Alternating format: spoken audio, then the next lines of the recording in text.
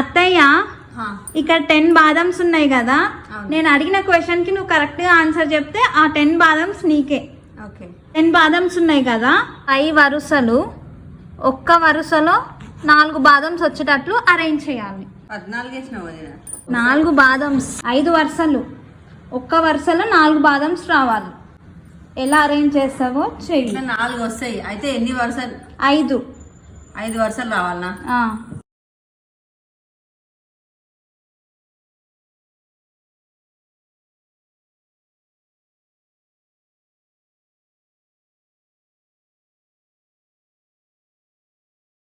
ఇట్లా 5 వచ్చినాయి.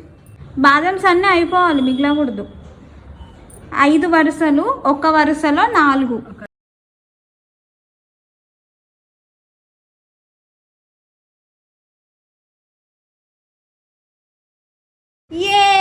గెలిచేసావు. చూడండి 5 వరుసలు ఉన్నాయి, ఒక్కొక్క వరుసలో 4 బాదమ్స్ ఉన్నాయి.